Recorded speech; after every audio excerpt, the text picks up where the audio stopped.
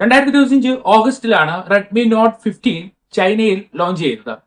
6.77 inch AMOLED ഡിസ്പ്ലേക്ക് 120 hertz refresh rate വരുന്നുണ്ട്. 3200 nits ആണ് പീക്ക് ബ്രൈറ്റ്നസ്. 7.4 mm ആണ് തിക്നെസ്. ലൈറ്റ് വെയിറ്റ് ആണ്. 178 ഗ്രാം മാത്രമാണ് വെയിറ്റ്. ഫുൾ HD ഡിസ്പ്ലേ ഉണ്ട്. കർവ്ഡ് ഡിസ്പ്ലേ ആണ് വരുന്നത്.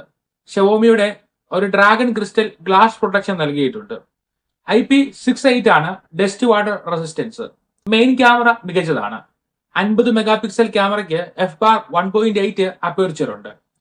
0.61 മൈക്രോമീറ്റർ ആണ് പിക്സൽ സൈസ്. 1/2.88 ആണ് സെൻസർ സൈസ്. രണ്ടാമതായി നൽകിയിരിക്കുന്നത് 2 മെഗാ പിക്സൽ മാത്രമുള്ള ഒരു ഡെപ്ത് സെൻസർ ആണ്. വീഡിയോഗ്രാഫിക്ക് 4K അല്ലെങ്കിൽ ഫുൾ HDയിൽ വീഡിയോ എടുക്കാം.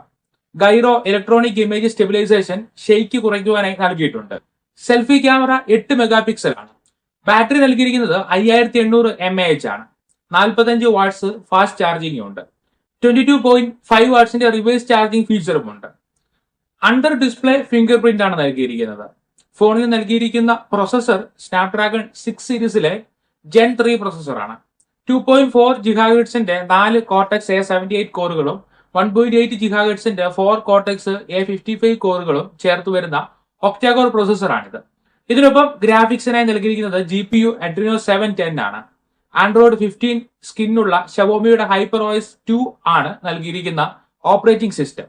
15,000 രൂപ മുതൽ 17,000 രൂപ വരെയാണ് ഇന്ത്യയിൽ പ്രതീക്ഷിക്കുന്ന വില. റെഡ്മി നോട്ട് 15 ഫെബ്രുവരിയിൽ ഇന്ത്യയിൽ റിലീസ് ചെയ്യുമെന്നാണ് പ്രതീക്ഷിക്കുന്നത്.